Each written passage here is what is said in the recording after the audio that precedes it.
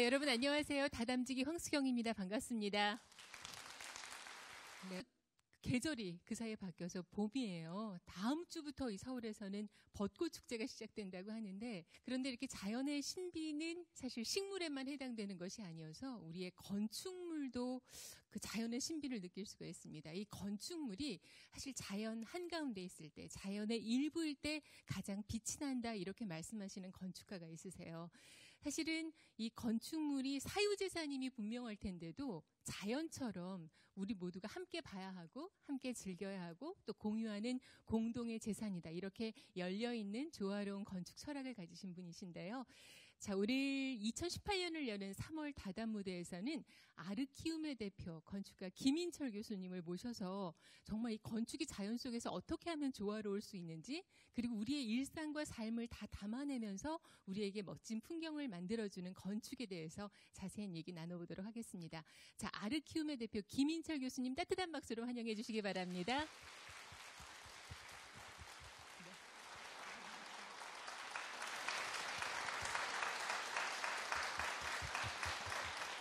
네, 어서 오세요, 교수님.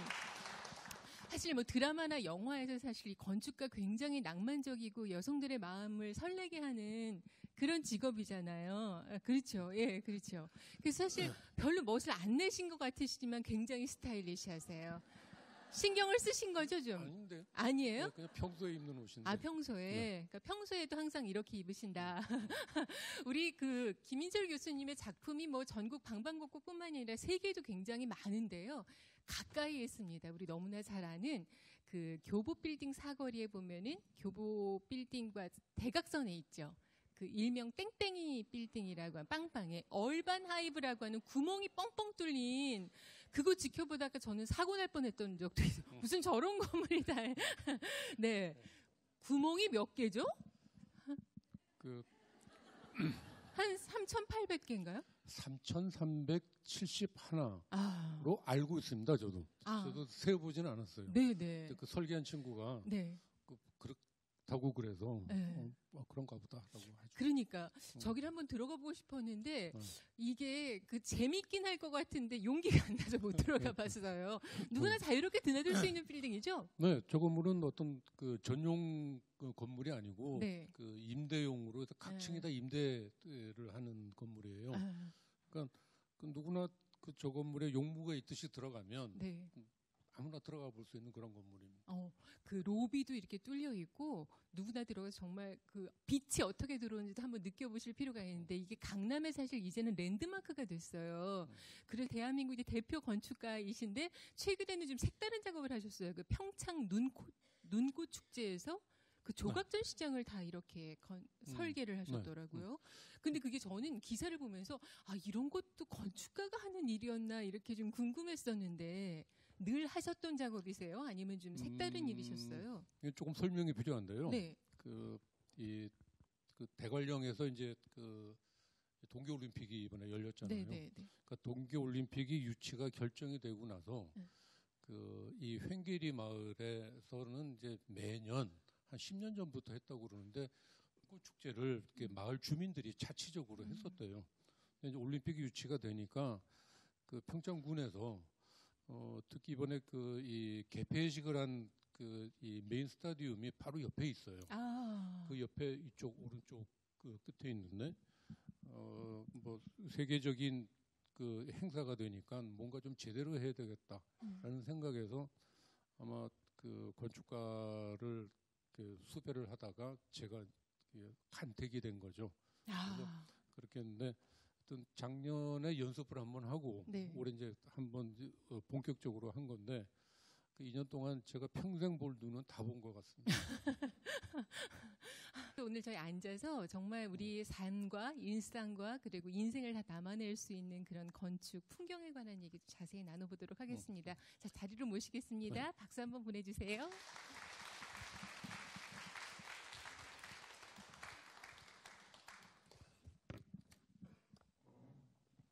이 한국 전통 건축을 바탕으로 해서 새로운 공간을 창조하는 그런 작업을 하시니까 사실 할 얘기들이 굉장히 많은데, 건축물에도 사실 이야기가 굉장히 많이 담겨 있잖아요. 그래서 그 이야기에 관한 얘기, 특히 풍경에 관한 얘기, 우선은 너무나 그 기본이 되는 땅에 관한 얘기를 하려고요. 그러니까 건축하실 때 풍토를 굉장히 중시하신다는 얘기를 들었어요. 네. 네. 이 건축이 그 창작 작업이다라고 그렇죠. 이렇게 네. 그 한다면 다른 그 창작 작업들하고 이렇게 큰 차이가 하나 있어요. 네. 뭐냐면 다른 작업들은 뭐 오선지에다가 하거나 뭐 캔버스에다 그리거나 원고지에다 쓰거나 하는 거지만 네. 저희는 땅에다가 하는 거거든요. 그렇죠. 그러니까 땅하고 하는 작업이 건축 작업이 갖는 가장 큰 특징이라고 생각을 해요. 네. 그렇기 때문에 어떤 땅인가에 따라서 그 건축도 어떤 건축일까가 정해지는 것이니까 네. 그 건축을 시작할 때는 항상 나는 그 건축가는 그 땅을 어떻게 읽겠다라는 거를 이제 정해야 되죠. 그렇죠. 네, 그러기 위해서는 이제 그 건축가가 생각하는 그 이 땅과 건축의 관계를 어떻게 맺게 하겠다라는 거를 이제 하려면 이제 땅을 읽어야지 되죠. 그러니까 지금 이 땅을 읽으신 이 평화로운 건축물이 사실 캄보디아에 있는 거죠. 예, 캄보디아에 있는 원불교 교당이에요. 예. 근데 저 건물은 그 열대 지방에 지은 건물인데 네. 에어컨을 하질 않았어요. 그냥 그리고 유리를 한 장도 쓰지 않고 집을 지어서 그러니까 다 열려 있는 거죠 지금. 다 열려 있습니다. 벽이 저렇게 그 있지만 안에 빛이 나오는 것처럼 네. 저 벽들이 다 구멍 뚫린 벽돌로 만들어져 있어요. 그러니까 안과 밖의 구분이 없이. 안과 밖의 구분이 없이. 근데 그게 열대지방에 이제 건축 건물을 설계를 하게 됐을 때 처음 생각했었던 거는 그 당연히 에어컨을 그렇죠. 한다는 걸 네. 전제로 했죠. 그런데 생각을 해보면 에어컨디셔너가 우리의 일상생활에 들어온 게 50년이 되지 않아요. 아, 그런가요? 네. 근데 그 전까지는 네. 에어컨 없이 열대지방에서 살았단 말이에요. 그렇죠, 그렇죠. 그러니까 무슨 방법이 있었겠죠, 살 수 있는. 그게 뭘까라고 생각하니까 그냥 그늘을 하나 만들어주면 자연의 대류 현상이 생겨서 네. 가만히 있어도 시원해요. 그늘 안에만 연구를 하시는 그렇죠. 거죠. 네. 네. 그래서 올해 또 그 원불교가 그렇게 재정적으로 풍족하지도 않았을 네. 뿐만 네. 아니라 굳이 에어컨을 하지 않고도 쓸 수 있겠다라고 해서 이제 만들었었던 게 이제 저 건물입니다. 네. 근데 사실은 오늘 저 건물을 설명하려고 하기보다 네. 왜 저런 건물을 만들었는가라는 이야기를 이제 드리고 싶은데 사실 저 캄보디아를 저 건물을 짓느라고 이제 가서 처음에 이제 땅을 조사를 하고 그다음에 캄보디아의 전통 건축도 살펴보고 여러 가지 이제 캄보디아에 대한 공부를 하면서 했는데 저게 그 위치가 앙코르와트가 있는 시엠립에서도 네. 한 2시간 정도를 태국 쪽으로 올라가야 되는 지방 도시예요. 네, 네. 근데 거기를 가는 길이 내내 이쪽 그 왼쪽에 보이는 여러분들 입장에서 보면 왼쪽이죠. 네. 왼쪽에 보이는 저런 풍경이에요. 근데 저걸 보는 순간에 제가 하나 이제 그동안에 풀지 못한 숙제를 하나 풀었는데 아나운서시니까 네. 말을 이렇게 주로 전문으로 다루시잖아요. 네. 그 파란 하늘이 맞아요? 푸른 하늘이 맞아요? 둘 다 맞습니다. 둘 다 맞죠. 파란, 푸른, 뭐. 근데 블루와 그린은 분명히 다르잖아요. 그렇죠. 그런데도 왜 우리는 그걸 섞어서 쓸까요? 별로 구분하지 않고 쓰거든요. 그렇죠. 그 이유가 네. 설명이 돼요. 이쪽 그 지평선이 있는 데는 이분법으로 블루와 그린이 나누어져요. 근데 저쪽은 우리나라 풍경인데 네. 저 어디까지를 그린이라고 그러고 어디까지를 블루라고 해야 돼요. 경계가 없죠. 그렇죠. 블루와 그냥 그린에. 개인적인 판단에 그러니까 따라서. 그냥 내 느낌에 파랗다거나 푸르다거나 뭐 푸른 신호등, 파란 신호등과 그렇죠. 마찬가지로 블루와 그린을 구분하고 쓰지 않고 있는 이유가 우리 언어가 굉장히 이렇게 그 형용어가 발달한 언어인데도 그렇게 구분하지 않는 이유가 네. 우리 땅이 그렇게 생겨서 그래요.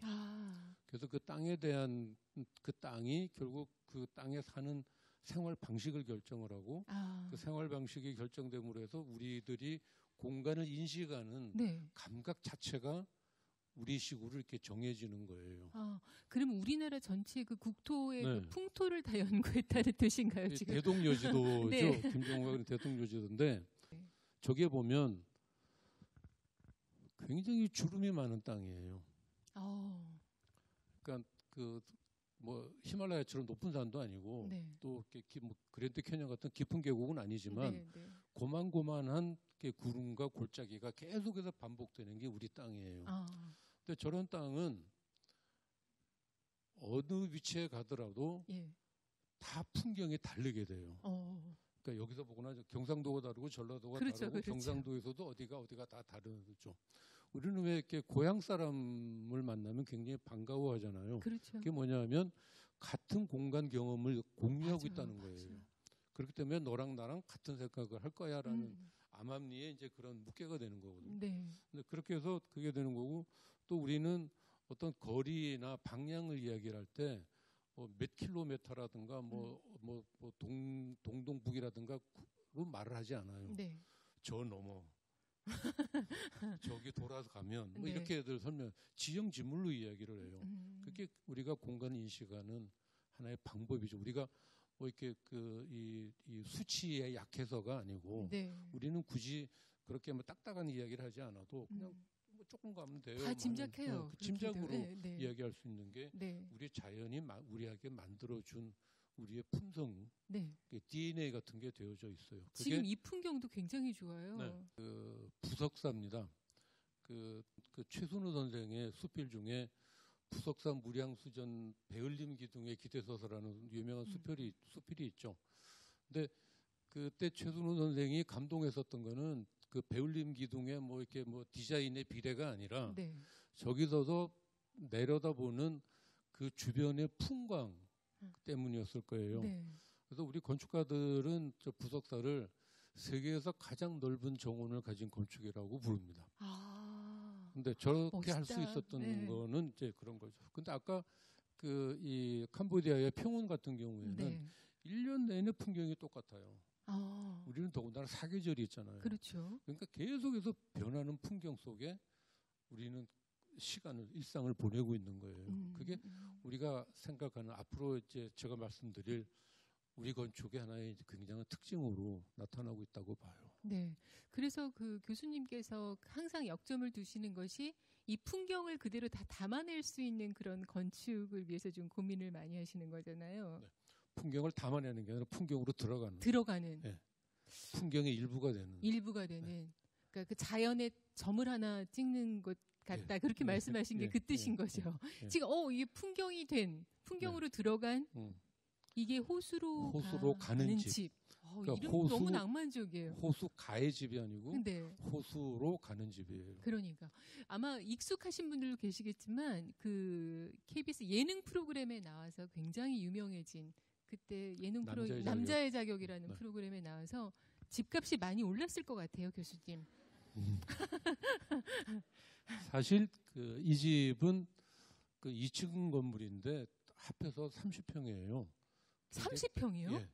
굉장히 작은 집이에요. 네. 작은 집이고 그다음에 이 춘천에서 또 1시간 정도로 더 북쪽으로 올라가야 있는 춘천호의 북단 끝자락에 있는 땅이에요.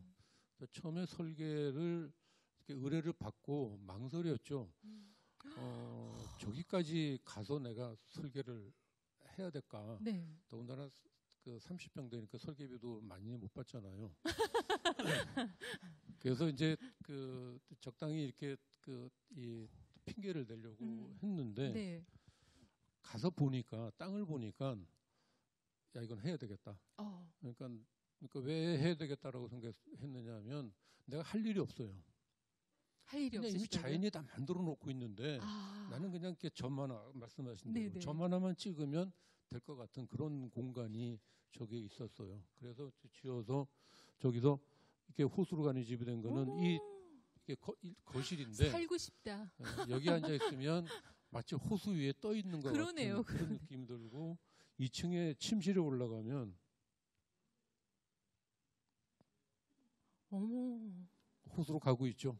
가네요, 진짜. 예. 호수하고 한 몸이 돼 있는 듯한. 그렇죠. 네. 예. 아, 그렇구나. 근데 이게 사실 겉에서 보면은 굉장히 단순해 보이고 너무 절제된 흰 박스 하나 같은 그런 느낌이 살짝 들었거든요. 네. 근데 내부는 네. 너무나 다르네요.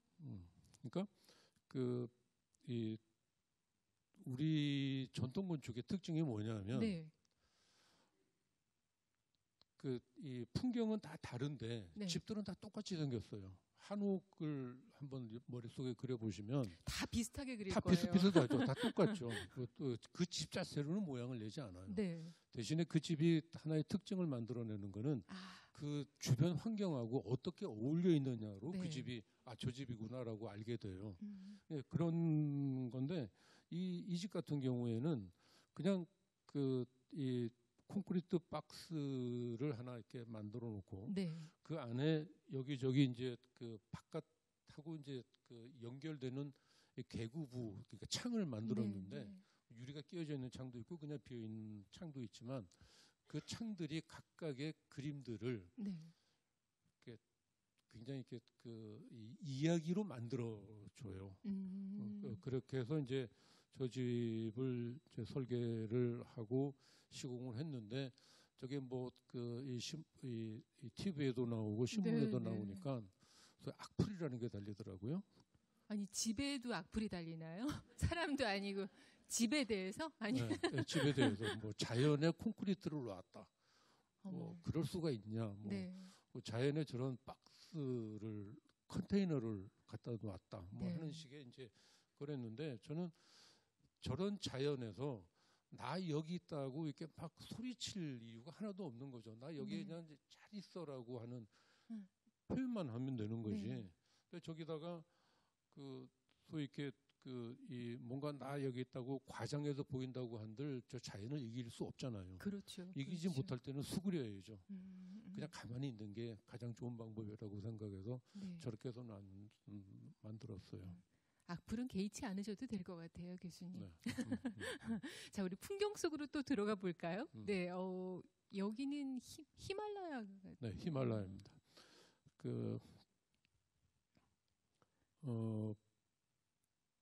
아까 캄보디아의 이제 평원, 네. 그다음에 춘천호의 이제 그런 자연. 근데 여기는 이제 굉장히 황량한, 그러니까 해발 3,000쯤 되는 엄청 고지대. 무스탕이라고 하는 곳이에요. 네. 히말라야에. 거기에 이제 우리나라 정부에서 이 라디오 방송국을 하나 그러니까 원조하기로 했어요. 지어주는 거죠.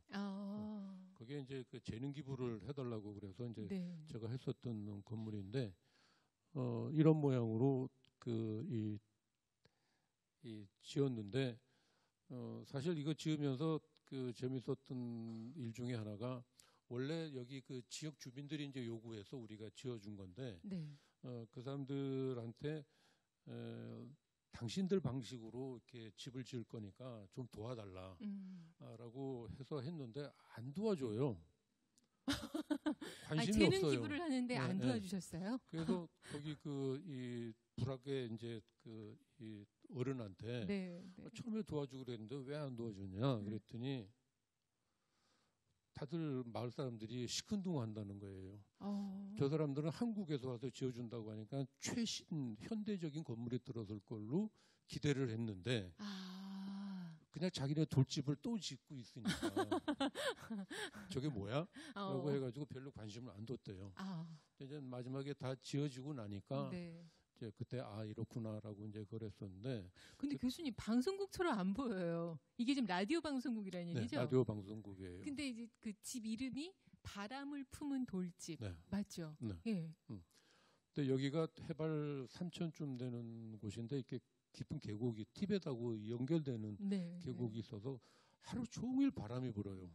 시속 한 4-50km 정도 되는 바람이 하루 종일 불어서 여기 원래 있었던 집들은 보면 다 이렇게 펭귄이 이렇게 허들링 하듯이 꼭 뭉쳐서 있어요. 굉장히 깝깝한 공간에서 살고 있어요.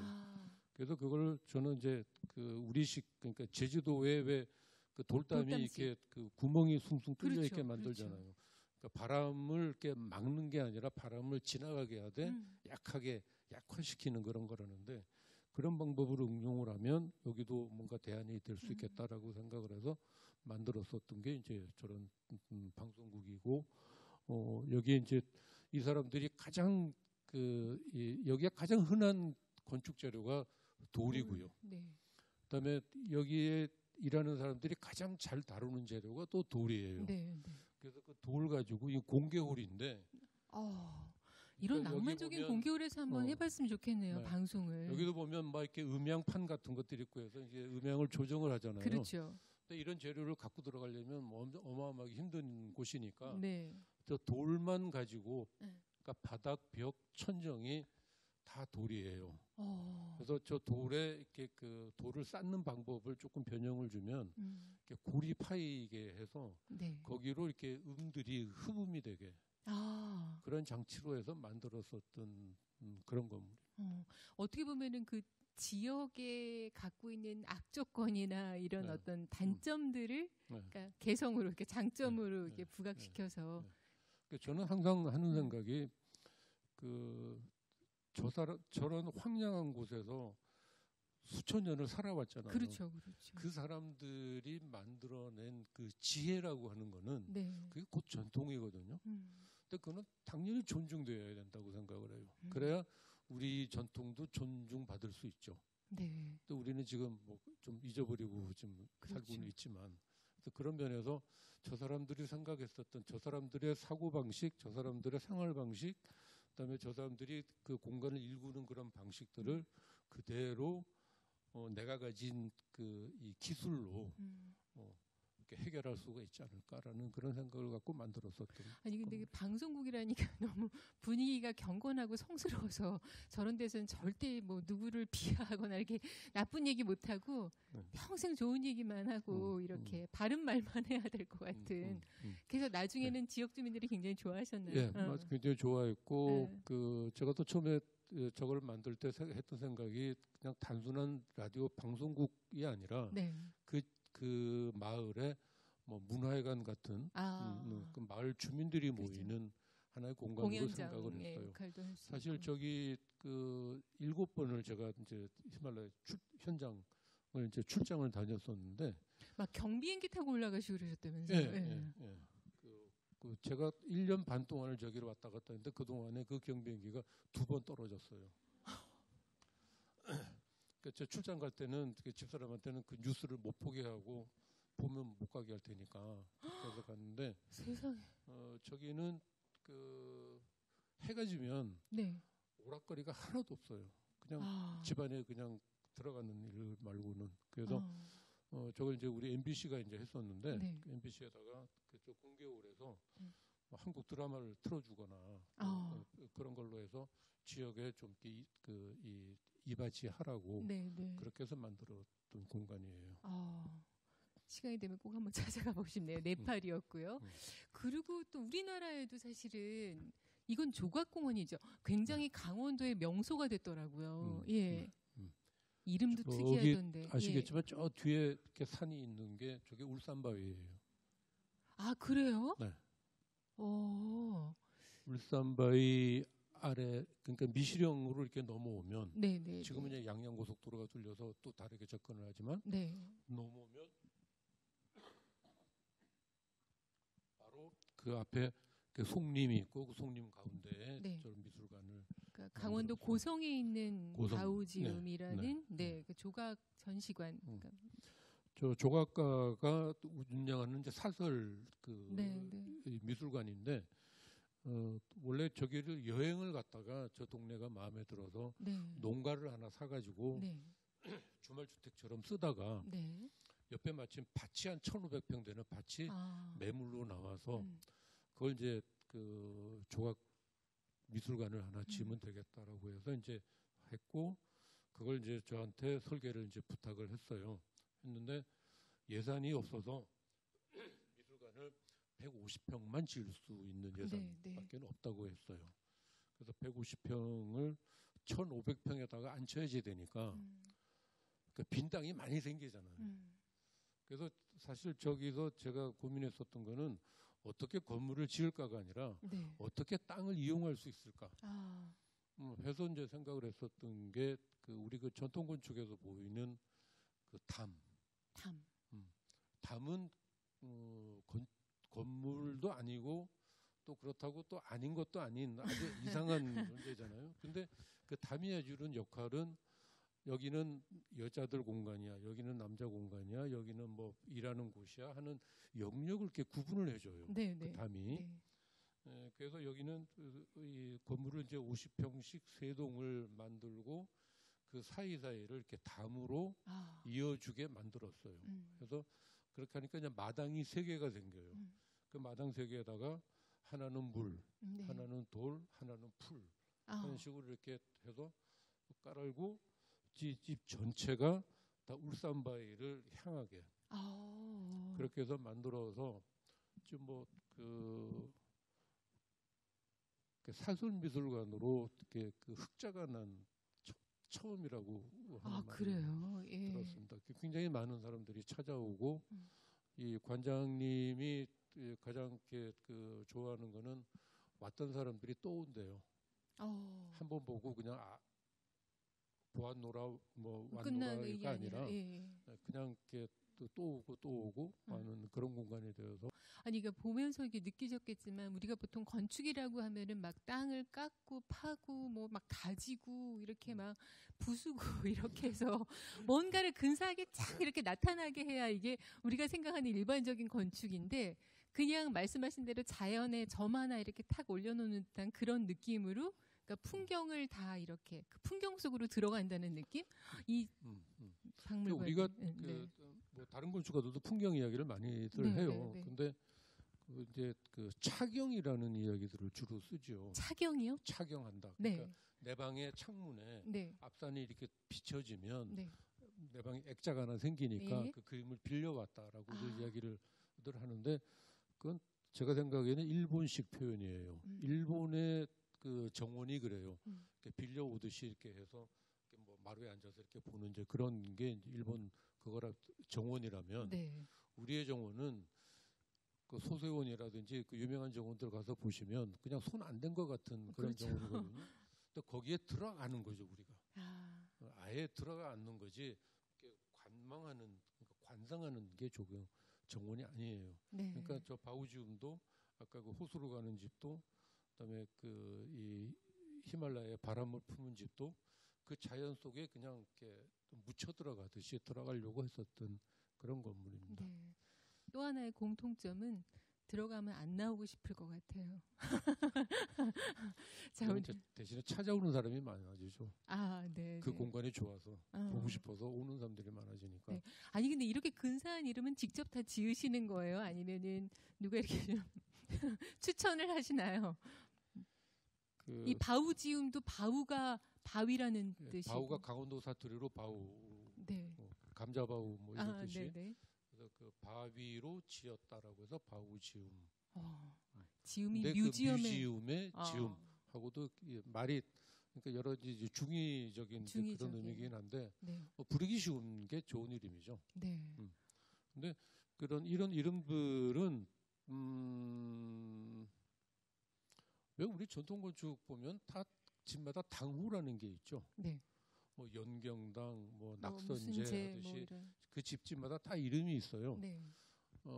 우리는 좀 뭐 푸르지오 뭐 이런 이름들로 이렇게 상호명을 분명 갖고 있지만 원래 집들이 다 이름들이 있는데 저는 그게 아마 그 형태로 구분이 안 되니까 이름을 붙였지 않을까라는 그런 생각도 들면서 또 한편으로는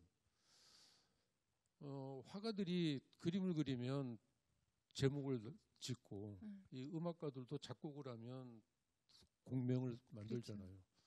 근데 건축은 왜 하면 안 되죠? 당연히 해야 된다고 생각을 해서 그 이름을 항상 붙이는데 뭐 이렇게 특별하게 생각을 해서 붙인다기보다 그 건물을 설계하면서 있었던 여러 일들 중에서 이렇게 머리에 남는 뭐 그런 것들을 갖고 이름을 지으면 이렇게 좀 쉽게 지어지더라고요. 이제 건축물을 보고 또 설명을 들으니까 굉장히 마음에 좀 치유가 되고 힐링이 되면서 잠깐 이렇게 봤는데도 평화로워지는 느낌, 여유로워지는 느낌을 갖게 되는데 우리가 사실 제일 고민을 많이 하는 게 뭐 집을 정할 때, 집을 지을 때 진짜 막 머리 아프게 고민하잖아요. 근데 어떤 집이 진짜 좋은 집일까? 내가 어느 집에 들어가서 살면 좀 편안하게 살 수 있을까? 이런 걸 여쭤보는 건 너무 우문인가요? 아니요, 굉장히 중요한 이야기예요. 네. 지금 말에 답이 있었잖아요. 네. 질문에 네. 어떻게 살면 편안하게 살까잖아요. 편안하게. 그러니까 편안하게 살 수 있게 하는 게 가장 좋은 네. 집이라고 생각을 해요. 원래 근본은 이게 우아하게 소박한 게 우리 건축의 정수가 아닐까 생각을 해요. 그게 또 결국은 뭐냐면 아무리 집안을 꾸며본들 네. 바깥의 자연 풍경보다 못한 걸요. 맞아요. 그러니까 그냥 집안에는 살림에 필요한 최소한의 도구만 놓고, 네. 뭐 문방사우 정도만 놓고, 네. 그다음에 이렇게 들창을 쫙 열면 뭐 조금 있으면 벚꽃, 조금 있으면 녹음, 그다음에 뭐 가을 낙엽, 네. 겨울의 눈, 뭐 이런 풍경들이 계속해서 그림을 바꿔주는데 그 이상 더 좋은 그림이 어디 있겠어요. 그렇죠. 네. 그걸로 충분히 만족했어. 그러니까 우리 가난하게 산 게 아니라 소박하게 네. 우아하게 네. 사는 거죠. 네. 그런 집이 저는 아직도 여전히 우리 현대에도 필요하다고 생각을 해요. 우아하게 소박한 집 더 만나보고 싶은데 이름이 너무나 인상적이어서 오르는 집이라는 오르는 지금 이 사진인가요? 네. 왜 오르는 집이죠? 네. 그 오르는 집이 된 이유는 보통 이 경사지에 이렇게 털을 잡았을 때 네. 사람들은 어떻게 하면 저 땅을 편편하게 고르나고 먼저 생각을 해요. 그 앞에다가 축대를 세우고 네. 옹벽을 세우죠. 진짜 올라가는데요. 세우고 그 위를 뒷산을 좀 깎고 앞산을 메꿔서 네. 이렇게 어떤 분이 네. 요즘에 집을 지으려고 하면 헤이리가 대세라는데 네. 헤이리는 한번 가보고 결정해라 네. 라고 해서 이제 그 부부가 헤이리를 갔더니 네. 자기 땅 비슷한 땅에 집이 하나 지어져 있더래요. 저 김미숙 선생 탤런트 네네. 그분 집인 그래 제가 한 건데 이렇게 올라가는 형식으로 해요. 네. 이렇게 경사진 언덕에 근데 거기는 경사가 한 30도쯤 돼요. 네. 근데 이 땅은 경사가 45도예요. 오. 근데 그러니까 저거는 당연히 이제 메꿔야 된다고 생각을 했겠죠. 그렇죠. 그랬다가 이제 그 집을 보고서 이제 저한테 급하게 전화가 왔어요. 좀 만났으면 좋겠다. 네네. 그래서 오면서 그 옹벽 쌓는 공사를 취소를 하고 네. 저를 찾아왔었어요. 이렇게 지면 되겠지 않겠냐. 근데 30도는 그냥 이거 완만히 올라갈 수 있는데 네. 45도가 되니까 이건 그냥 올라갈 수가 없어요. 그래서 이렇게 집을 이렇게 그 뒤끝자 거꾸로 된 모양으로 네. 이렇게 돌아서 올라가는. 그러니까 왜 이렇게 가파른 경사 올라갈 때 네네. 똑바로 올라가지 않고 옆에 그렇죠. 돌아서 가죠. 예, 약간. 네. 그것처럼 집이 이렇게 삥 둘러앉는 그런 집이 된 거죠. 어. 그러니까 지금 길에서 보면 3층 집이에요.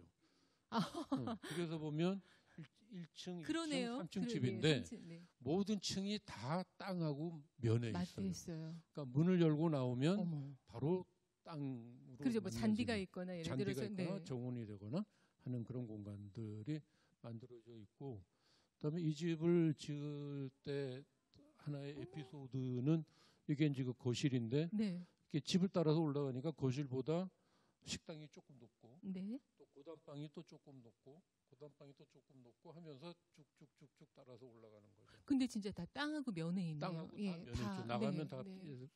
다 땅하고 연결이 돼 있어요.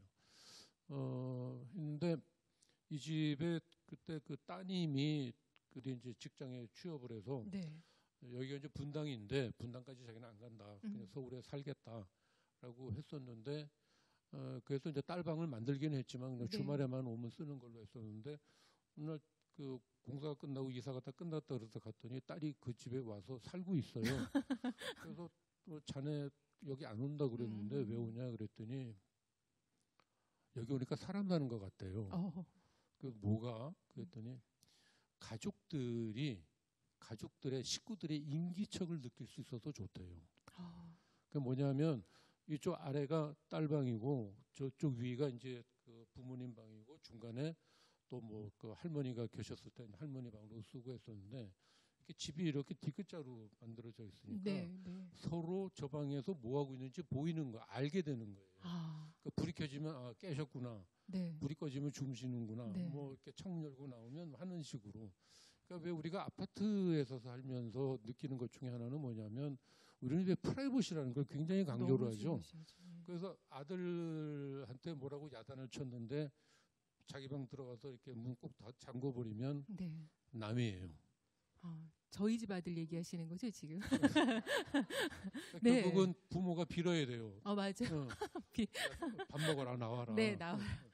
그러니까 이게 근데 저는 그 프라이버시라는 거를 이렇게 물리적인 장치로 이렇게 지킨다는 거는 그건 네. 불가능해요. 네. 오히려 사람의 관계를 단절만 시킬 뿐이죠. 네. 그러니까 한 집에 같이 살면서도 서로 남남처럼 살 수 있는 게 프라이버시란 말이에요. 그래서 저는 우리의 프라이버시는 예의죠.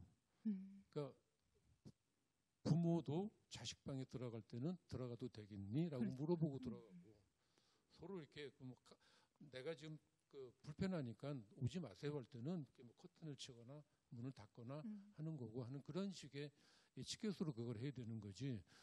생각해 보세요. 우리 한옥에서 네. 거기 프라이버시가 있었겠어요? 창호지 한 장으로 그렇죠. 방들이 다 이어지는데 네, 그런 것들이 아마 지금 우리가 현대 문명으로 넘어오면서 너무 이렇게 물리적인 해결로 이렇게 가버린 게 아닌가 하는 그런 생각인데, 그래도 여기서는 결국 그 딸이 결혼하기 전까지 여기서 살다가 가족애가 굉장히 돈독해지고 가족이라는 느낌을 확실히 가질 수 있어서 좋다. 그러니까 확실히 디귿자라고 하니까 서로의 동선도 다 느껴지고. 그렇죠. 그러니까 이게 홑겹으로 네. 이게 그 방과 방이 막 겹쳐 있는 게 아니라 홑겹으로 이렇게 삥 둘러쳐진 게 사실은 저 땅의 모양이 경사가 져 있기 때문에 이렇게 삥 둘러서 올라가다 보니 홑겹이 됐는데, 그러고 보니까 우리 전통 건축물이 다 홑겹이고 미음자이거나 뒤끝자이거나 기역자 이렇게 돼요. 교수님, 지금 이 공간이 지금 그 같은 집인 네, 건가요? 같은 집인데 여기는 제가 이제 그 건축적인 서비스를 한 것이 이 경사지를 그냥 그대로 뒀으니까 마당이 없잖아요. 네. 그래서 마당을 옥상에다가 그러니까 잔디가 깔린 마당을 만들어 준 거죠. 어떻게 보면 비탈지고 경사진 그런 장소는 악조건이라고 생각을 하는데 그런 것이 오히려 더 창의적인 이런 집을 만들어내는. 오히려 악조건일 때 좋은 생각이 나요. 그러니까 제가 설계하기 제일 어려운 땅은 네모 반듯하고 편편한 땅. 재미없나요? 네, 뭘 어디다 기대서 설계를 시작을 해야 될지 알 수가 없어요.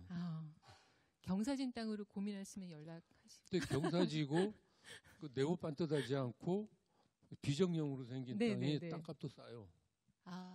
그렇죠. 일반적으로는 싸죠. 반듯한 땅이 좋은 땅이라고도 생각하니까 그런 땅 사갖고 저한테 오시면 제가 설계해 드릴게요.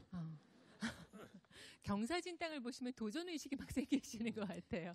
뿐만이 아니라 학교도 이렇게 좀 특이하게 지은 그런 학교가 있던데 이게 학교죠, 선생님? 네, 파주에 그 파티라고는 PATI라고 하는 그 이 디자인 전문 그 대학 과정을 하고 있는 학교예요. 근데 그렇게 이야기하면 잘 모르시겠지만 아마 여러분들 다 컴퓨터들 쓰시면 거기 그 글자 폰트에 안상수체라고 나오죠. 네, 그 안상수체를 만든 안상수 선생이 만든 학교입니다.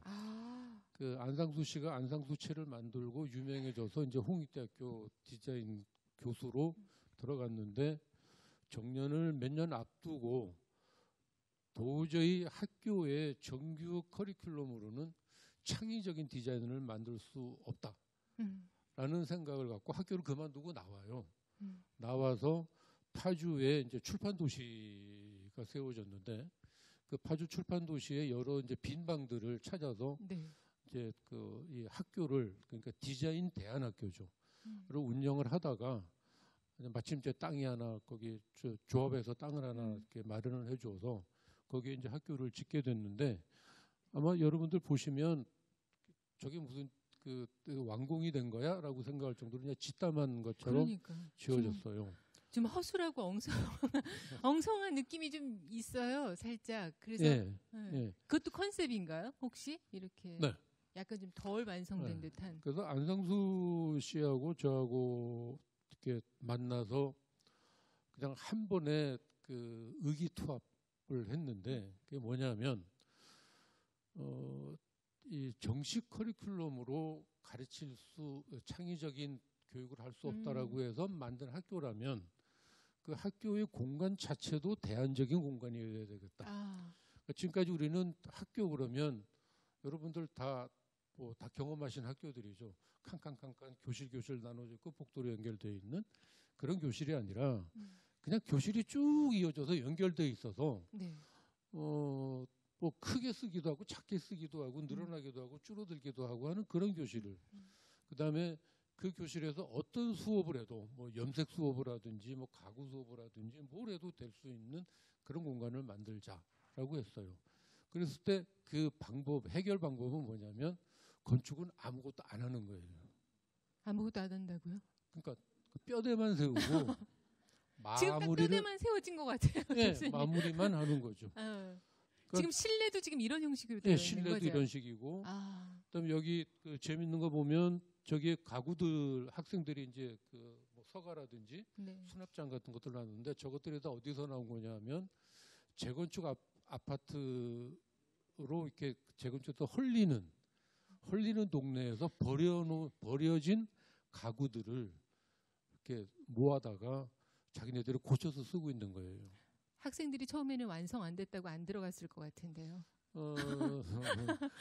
처음에 뭐 다들 이게 뭐야라고들 했다고 그래요. 그래서 제가 한번 그 입학식 하는 날 가서 이 설계자가로 이제 설명을 한번 했죠. 네. 나는 여러분들이 공부할 수 있는 바탕을 만들어 놨으니까 이 건물을 때려 부시건 뭐 어디를 뭐 허물건 뭘 채우건 뭐 그림을 그리건 뭐 낙서를 하건 마음대로 해라.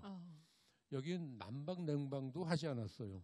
그러니까 난로가 필요하면 난로를 디자인하고 냉방을 필요하면 뭐 선풍기를 디자인하든가 뭐 냉방기를 또 뭐 디자인까지 하든가 하는 걸로 해서 우리가 하는 디자인을 공부한다는 게 무슨 굉장히 고상한 뭔가를 만드는 게 아니라 그냥 일상의 필요를 해결하기 위한 거를 이렇게 만드는 거잖아요. 그러니까 거기에 조금 더 미적인 감각이 들어가면 되는 거라면 그걸 먼 데서 구하지 말고 니들 주변에서 찾아라.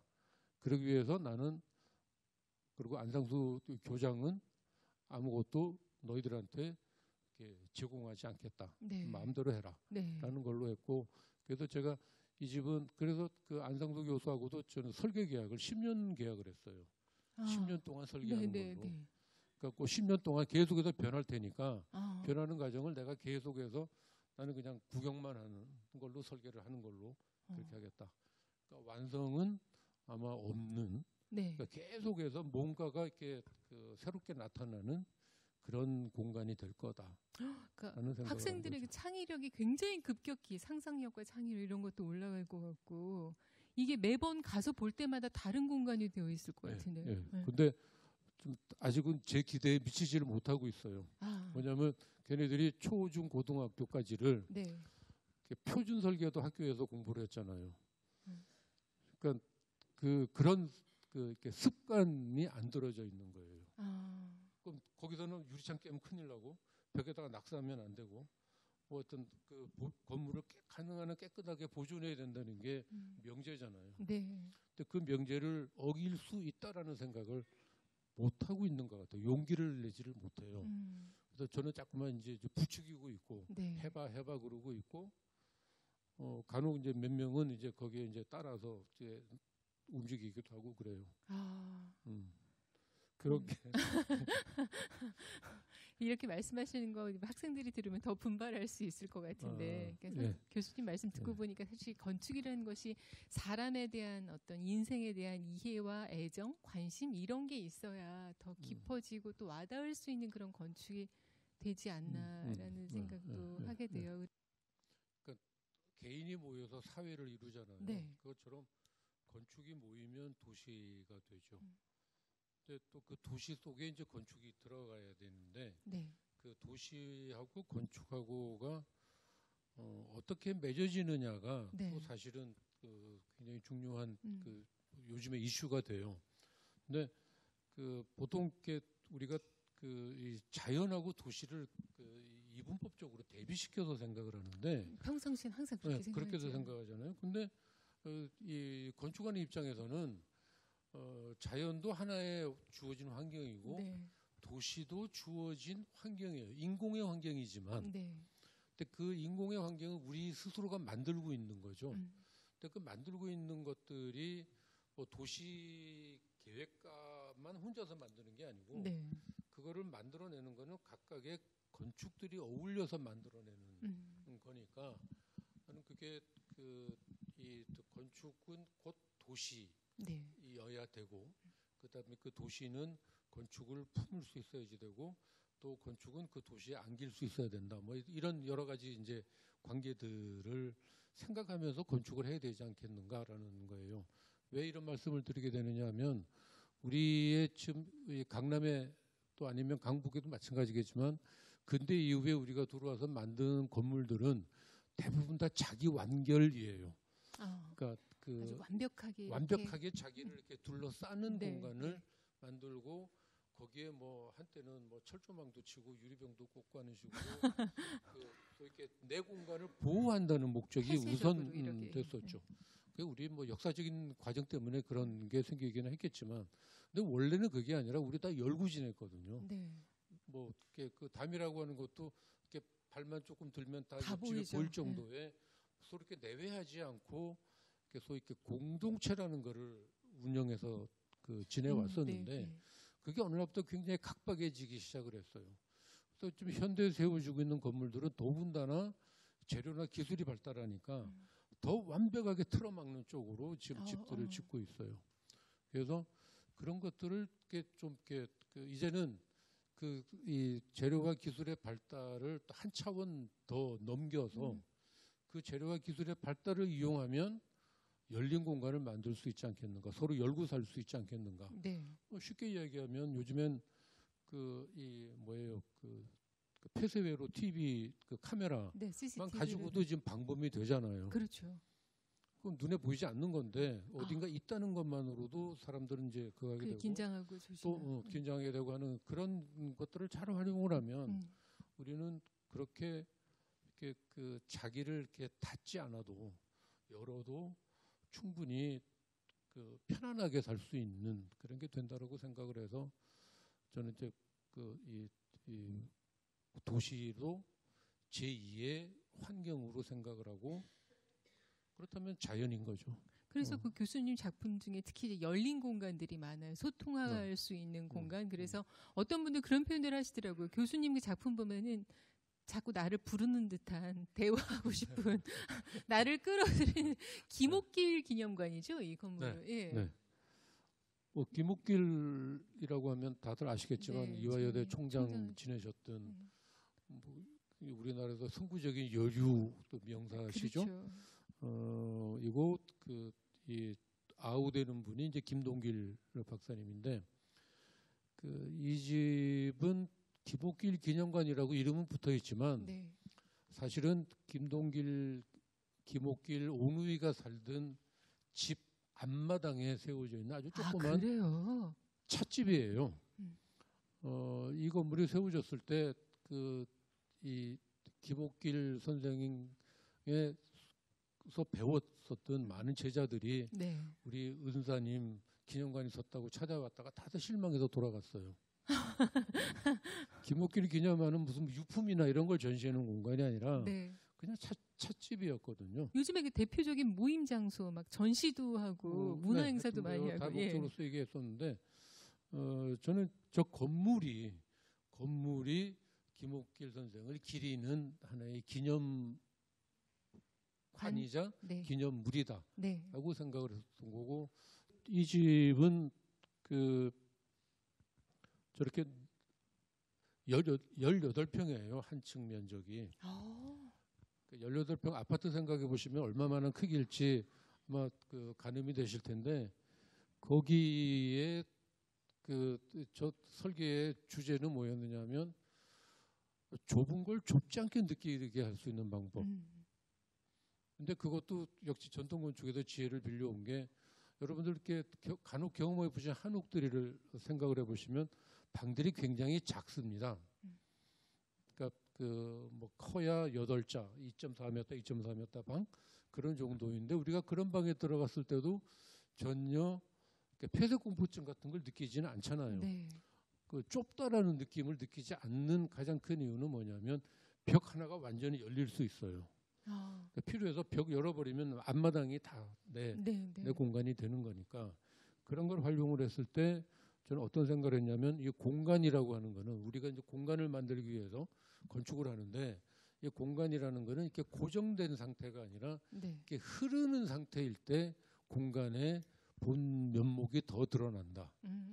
그래서 18평의 아주 조그만 찻집이지만 저 속에 있는 공간이 이렇게 바깥으로 이렇게 흐르듯이 보이게 할 수 있는 방법이 없을까라는 생각 끝에 만드는 게 저거 마법 상자라고 그러죠. 이렇게 상자 속에 상자가 계속 나오는 그 주름 상자 같은 그런 모양의 공간을 만들어서 공간이 마치 저기에 들어가 있으면 이렇게 움직이는 것처럼 흐르는 것처럼 느껴질 수 있게 만들려고 했었던 거고 이건 밖에서 이제 불빛이 비쳤을 때 보면 조명됐을 때 보면 아 내부의 공간이 이렇게 생겼구나라는 걸 느낄 수 있다고 봐요. 연대하고 이대하고 그 후문길이 마주 보는 그 골목에 있는데 그러니까 골목길에 하나의 풍경을 저런 모양으로 만들어서 그러니까 저 주변이 지금 그 학생들을 상대로 하는 뭐 여러 식당들이나 카페가나 호프집 같은 걸로 지금 바뀌고 있는데 거기를 조금은 이렇게 좀 차분하게 좀 깔아앉히겠다라는 그런 뜻도 있고요. 그래서 저런 모양으로 집을 이렇게 만들었어요. 근데 사실은 저 집은 제가 만들었다기보다 김동길 박사라는 저한테는 굉장히 고마운 클라이언트. 그러니까 뭐냐면 모든 걸 저한테 위임했으니까 자네가 알아서 하게라고 했었으니까 하는 것과 그다음에 저 때가 IMF 때였는데 제 사무실에 프로젝트가 저 하나밖에 없었어요. 열과성을 다 하셨겠네요. 그러니까 올인했죠. 몰입해서 하니까 이제 저런 결과가 만들어졌어요. 그러니까 전적으로 믿고 이렇게 맡길 때 더 좋은 결과물이 나오는 게 아닌가 그런 생각하고 열려 있다는 얘기와 흐른다는 얘기가 그 얼반 하이브도 비슷한 느낌 아닌가요? 그렇죠. 열려 있다, 같은 계속 맥락이죠. 흐르는 느낌.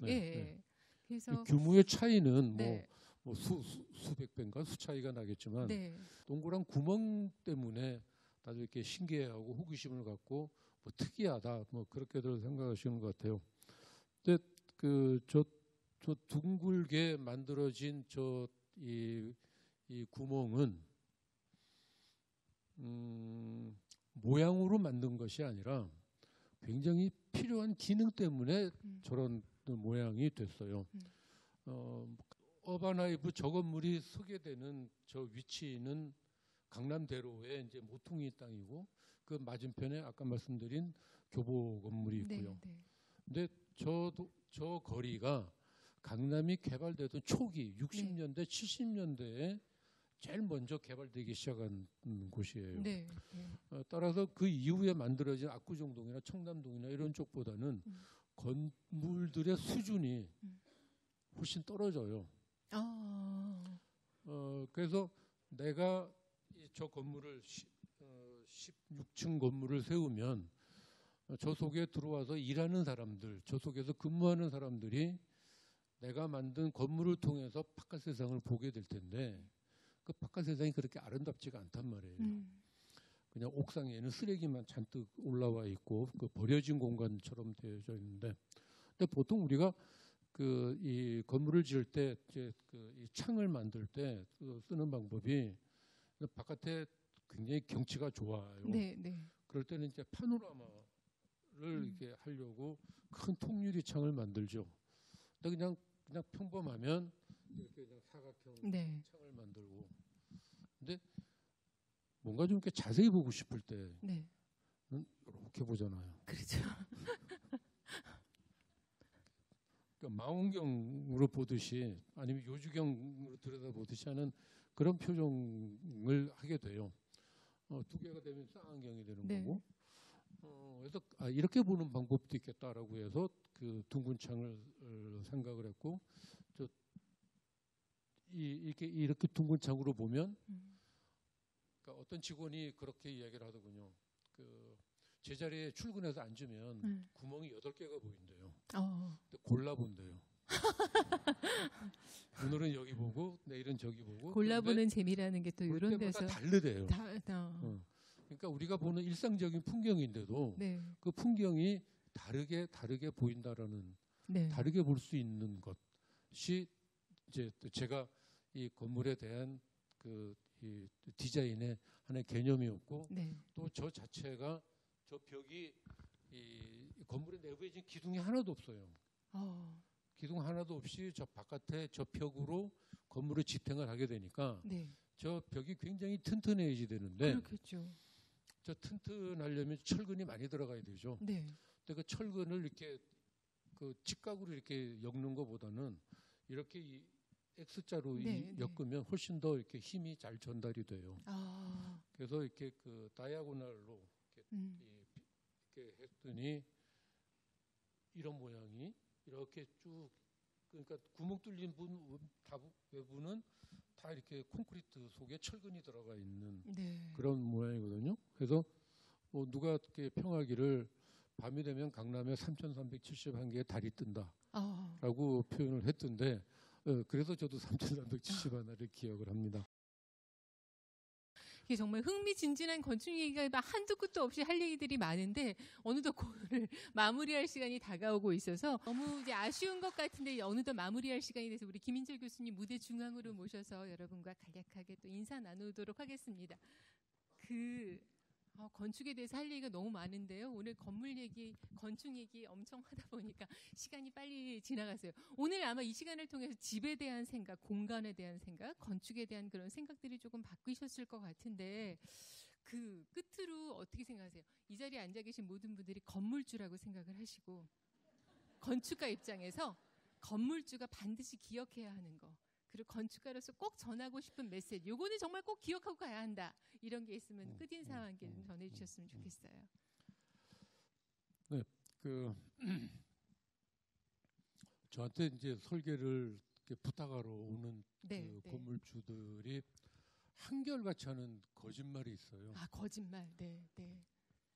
건축의 문외한이라고 그래요, 자기가. 시작은 다 그렇게 얘기해요.